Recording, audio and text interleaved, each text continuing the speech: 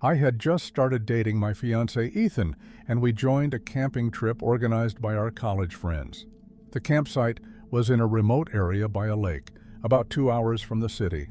I was hesitant to go at first, not because I disliked nature, but because I knew that my dangerous ex-boyfriend, Daniel, might find out about the trip. Daniel was a 28-year-old man, 8 years older than me. We met when I was still in high school, and at first he seemed like a caring person. But the longer I knew him, the more I realized he was unstable. He had joined the military but was discharged after only a year due to disciplinary issues. Rumors said he had attacked an officer. After that, he started using heroin and became increasingly obsessive toward me.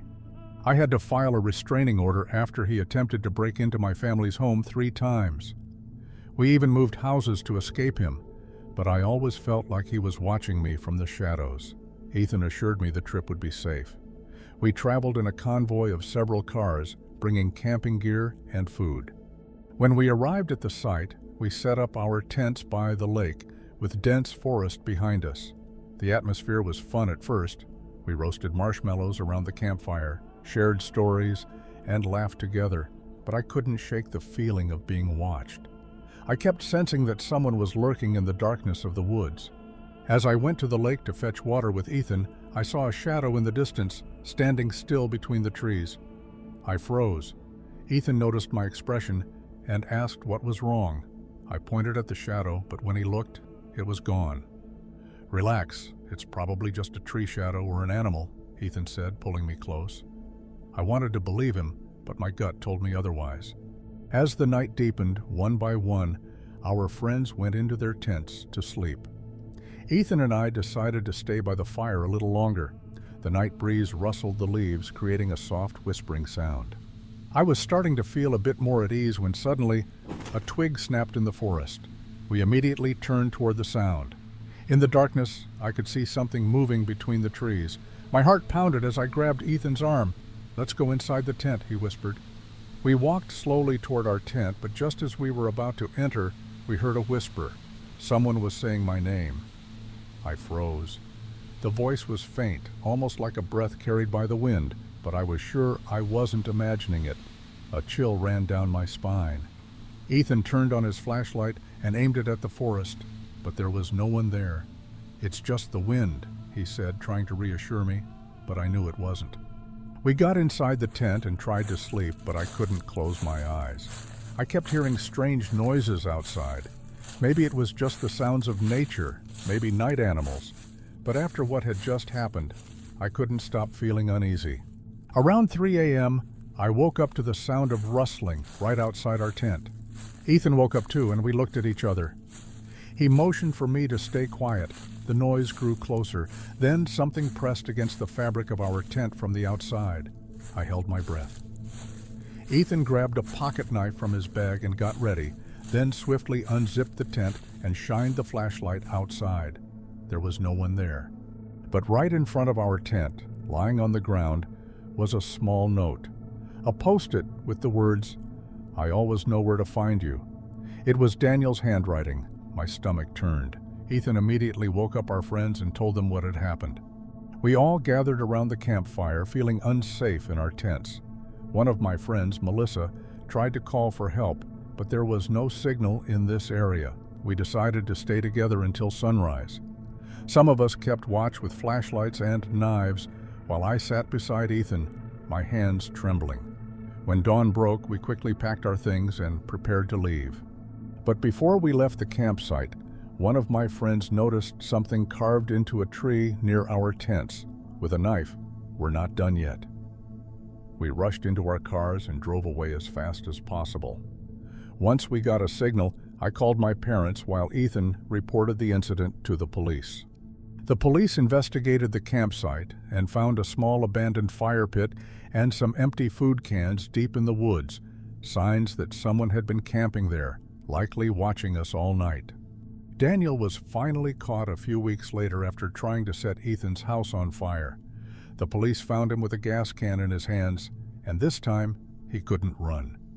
He was sentenced to over 30 years in prison for his crimes. But to this day, I still wake up in the middle of the night with the image of his shadow lurking behind the trees.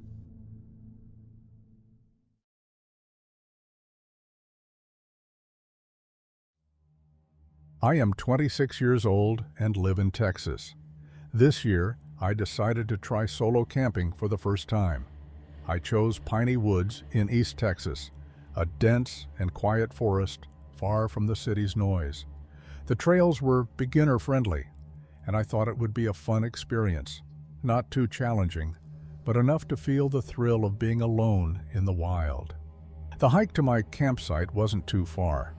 After walking for about an hour through towering pine trees, I found a spacious clearing. There was no river or lake nearby, just a natural wall of trees surrounding the area. The ground was dry, covered with a thick layer of fallen leaves. I chose this spot because it looked comfortable and safe from potential wild animal attacks. I set up my tent in the middle of the clearing, started a small campfire, and sat back to relax. The first few hours were peaceful. The cool air, the sound of birds and insects, and the solitude made for a calming atmosphere. There was no sign of anyone else around. I was truly alone in nature. However, after a while I started getting bored. There wasn't much to do besides enjoying the silence of the forest. So I decided to take a walk and explore the area before sunset. I wandered deeper into the woods, following a path that seemed rarely used. After about 10 minutes of walking, I came across something unusual, a large tree with deep carvings on its bark. It looked like someone had etched something there a long time ago, but the marks had faded. However, underneath, there were fresh scratches that looked newer. I crouched down for a closer look. Strange symbols were carved into the wood, and though I didn't know what they meant, I felt uneasy just looking at them. A bad feeling crept over me, but I tried to brush it off. I stood up and turned around, deciding to head back to my campsite before it got too dark. By the time I returned, the sun was setting. I restarted my campfire, cooked a simple meal, and sat down to enjoy the night. But not long after the sky turned completely dark, I saw something strange. Deep in the woods, between the trees, a small light was moving slowly. It looked like a flashlight, swinging gently as if someone was walking with it. I frowned. I was sure no one else was supposed to be here. There were no main roads or visible trails leading to that direction. If someone was out there, it meant they had entered the forest on purpose. I tried to ignore it, convincing myself that it might be another camper or a lost hiker, but the unsettling feeling stayed with me. I decided to get inside my tent early and try to sleep. About an hour later, I woke up feeling uneasy. Outside, I heard something, soft footsteps crunching on the dry leaves. I held my breath. The footsteps stopped, right outside my tent. I waited. The seconds dragged on. I didn't dare to move. After what felt like forever, the footsteps started again, slowly moving away. I remained still, waiting until the sound completely disappeared. Eventually, I drifted back to sleep, though still on edge. The next morning, I woke up with a lingering sense of unease. I stepped out of my tent and looked around, but there were no signs that anyone had been near my campsite. No footprints, no broken branches, nothing. Still, I was curious about the light I had seen last night, so I decided to go back to where I had last seen it. It didn't take long before I stumbled upon something strange, a large flashlight lying on the ground, partially hidden among the fallen leaves. I crouched down and picked it up. The batteries were dead, but the flashlight itself looked new, as if it had just been bought. No scratches, no signs of wear. I looked around, hoping to find something that could explain why it was here. But there were no traces of anyone, no tents, no backpacks, no footprints. I considered taking the flashlight back to my camp, but something inside me told me to leave it. As I turned to head back, a sudden chill ran down my spine. I looked toward my campsite. Two men were standing near my campfire. My chest tightened. They were rummaging through my things, digging through my backpack, and unzipping my tent, as if they were searching for something. I couldn't see their faces clearly from this distance, but what truly terrified me was when one of them suddenly stopped moving. Then, he turned his head directly toward me.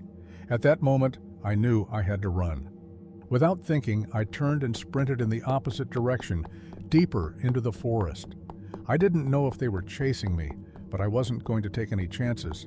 I just knew I had to get away. I ran nonstop for about 15 minutes before I finally slowed down, gasping for breath. I tried to find my way out, desperately trying to remember the right path to my car. Luckily, after some time, I found the main trail and rushed toward the parking lot. I jumped into my car, started the engine, and drove away as fast as I could. I lost all my belongings. I reported the incident to the police, but they found nothing. No traces of other people, no abandoned items, no signs of suspicious activity.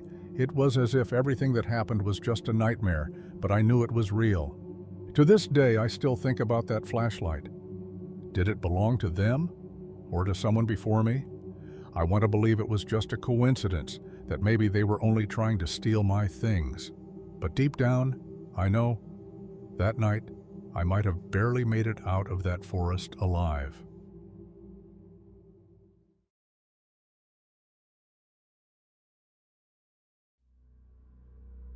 At that time, I had just graduated high school and was using my free time before college to enjoy the great outdoors. Along with some friends, I joined a camping trip in the forests of Missouri. We chose a location far from the crowds, on a highland surrounded by towering pine trees. The journey to our campsite was exhausting. We had to hike for about an hour along a rocky trail with heavy backpacks. The air grew colder as we ascended, and the hoots of owls began echoing through the trees as the sun dipped lower in the sky. When we arrived, we found a small clearing with level ground, tall trees looming overhead, and a thin mist hanging between the branches. We quickly set up our tents and gathered firewood. As the sun set, we sat around the fire, sharing conversations about college plans, high school memories, and funny stories that made us laugh. Among us was someone I had just met on this trip. Lucas. He was a friend of one of our group members. He was taller than most, with blonde hair and a way of speaking that always drew attention.